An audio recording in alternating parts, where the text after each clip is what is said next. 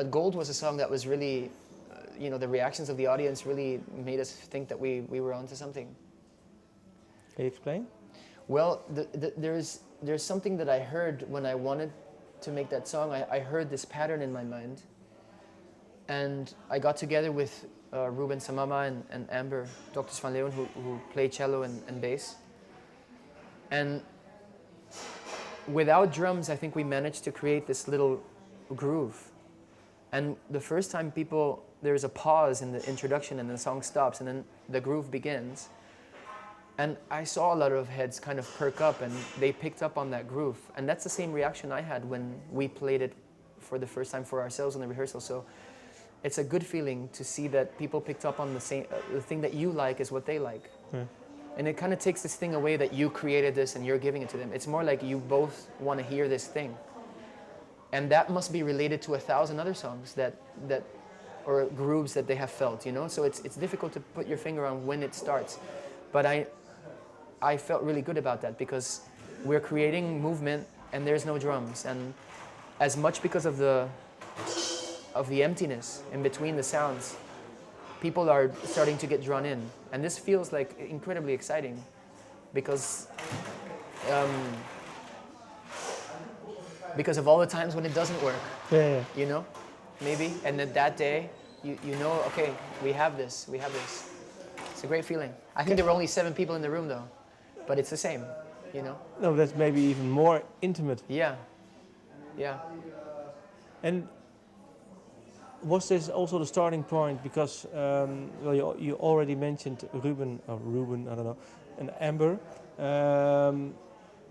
How did you meet each other? Well, they're actually Dutch, but they had been living in New York far longer than I had. And I was playing an early concert in New York with Jeff Neve, who was in town, Belgian pianist. And I think he brought Ruben to one of the concerts, and we talked afterwards. And he ended up, he had played with Jeff in his band, and I found out that he was a singer-songwriter himself, also an arranger.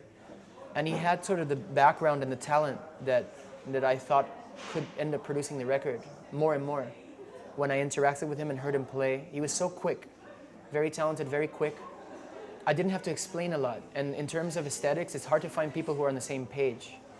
And then his wife is a classical cellist. I mean, I don't get to meet people that are in that world who actually want to play pop music necessarily or go on for the ride, because it's really different. I mean, it's very minimal in terms of what you can do in a pop song if you are such a talented, sort of highly trained classical musician. But then again, it allowed me to give the right hint of sort of like orchestration without having to go to a string section. You just have one voice. And it gives a hint of that world without having to enter that world. I don't think I would have wanted to have this overflow of strings. Yeah. It's just that one voice. And it keeps the album really lonely, really solitary. When people heard that cello in a bar, which you have to imagine, Rockwood Music Hall sounds like this really big place, but actually it was a bar. And people are ordering their drink and they hear this line in between the vocals, and it's this warm wooden instrument. It really, I mean, it's a great secret weapon to have. I mean, it really shuts people up really quickly. And the depth of a double bass does the trick too. Instead of having a bass drum, it works as percussion, but it's also deep. Yeah. So I think I was really lucky in hitting the right people and the right combination of sounds. Once you met them, did you know I am going to make a whole album with them, or? Almost, once we started to rehearse the songs, not once I met them, once we played a couple of songs together, yes, I think it became very clear. And I think to the three of us, that you can actually make a whole album like this.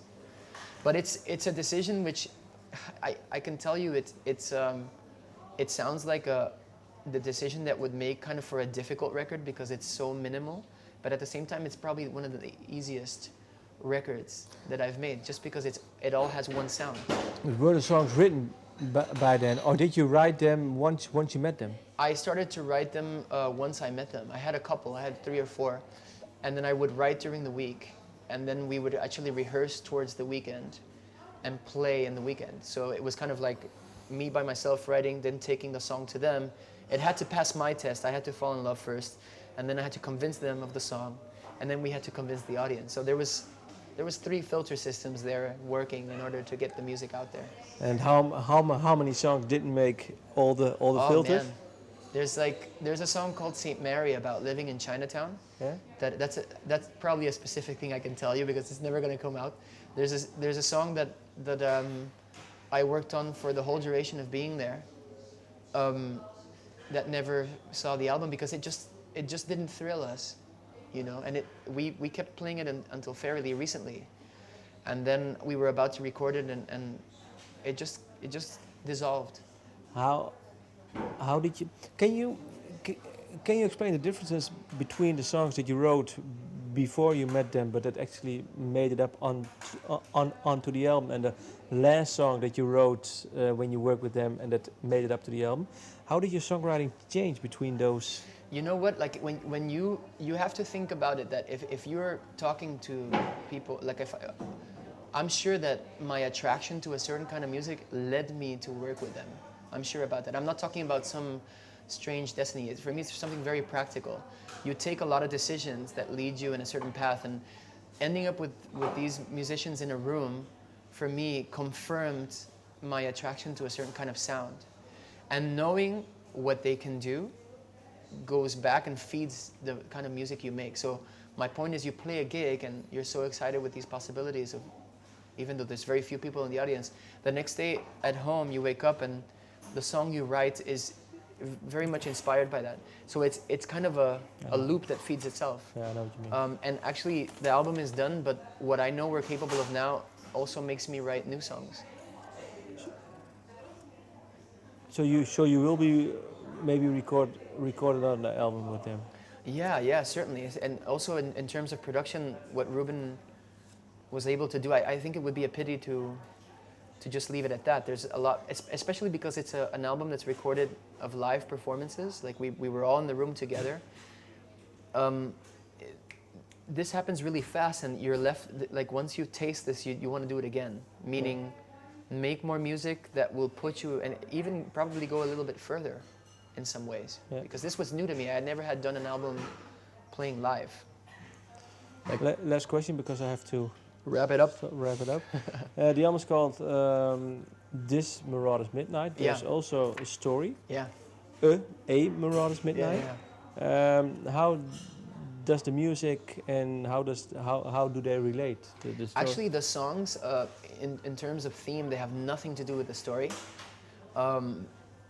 But the title is the same. I think I was working on this story and it was in my mind, and I liked the title. The title came very early. I like titles because they're an excuse to start working, and they attract certain things. But what does the title mean, and when did you come up with it? It would be a pity that I tell you what it means because I'll spoil the story. Okay. But it is about being a thief, and I think a songwriter is a kind of thief because you take from everything. You just constantly take. There is this myth of us, of talent and how it is that you're so special because you can come up with something, but actually it's just you're a receptacle, and it takes a lot of hard work to get stuff to come out, but it comes from everywhere, and you're constantly taking. So. But the story, why this story? Why include it on the album? I think it's a long story. I mean, it's not one page. It's several pages. It contains illustrations. Illustrations, yeah. Yeah. You know what? I mean, albums are on their way out. A lot of people say, and people are buying less albums. And if I want to make a record, I want to make something that people might want to get, or steal, or download. But if they download, they're never going to get the story. So I don't know, I took the occasion to make something physical that they could actually turn the pages. But I always wanted, I like making stories, I like making songs, I like making things. I'm not a writer, but I had the feeling that I could tell this story. It took quite a lot of work to get it down. It was almost like going back to high school and making a thesis, and you know it's got to be finished. And you know you're not quite there yet, it's really frustrating, but I had a great time doing it. I think I would urge people to go and find it and then tell me what they think about it. Have you read it, by the way? I started. Yeah. No, I'm sorry. That's all right. No. I started. I think 3 or 4 pages, but not. I'm sorry. So yeah, that's why. Don't worry, man. Um, but then, well, full circle now. Even in pop music, Yeah, songs, not songs, but you can create art. yeah. Is this your way of, because you also paint or painted? I don't know if you do it still again. Do you consider yourself an artist then? I do. And it's I don't use art in a lofty term as something above pop. That's not what I want to say. But what I mean to say is that to me this is really what I do. I mean this is what I want to be doing. It's where I put all my energy into. So that's not the definition of art on itself. But for me it's the same as what I studied in art school, which had to do with living and breathing something constantly and making it your work, your life's work. What is your need to do this? It comes from a compulsion. It comes from a compulsion to not face emptiness. You know, I have to do this. This is creating stories is what I do, not to face that void. You know, and actually to be able to face it my way is to do these things. You know, But- so it comes out of this deep-seated compulsion. But how come this void? Oh, it's in all of us. It's the part of the day when if you're not doing something, you just don't know what to do with yourself, and you have all this energy that is in your body, and you have all these preoccupations, these characters, these stories. It's got to go somewhere because otherwise you go mad, you know, or you do the wrong thing. So it's a good way to channel stuff. For me, it's always worked. If I'm lonely and I'm depressed or I'm anxious in any situation, I can pick up my guitar, I can make something. So it's like it's a way to channel the energy you don't know what to do with. And what if you don't do it? What would happen? Yeah, what does the energy do to you? I think it's always destructive not to put it somewhere. Always, always. Because you're always... I'm going to go into the internet and spend like hours looking endlessly at things that bring me nowhere, you know, like maybe have one of those YouTube runs that last forever. And that's compulsion, you know, nothing comes out of that. But if you take that energy and you take your guitar and you make something, you're tired afterwards. It's like training. It's like going and hitting a punching bag for half an hour. It's different, you know.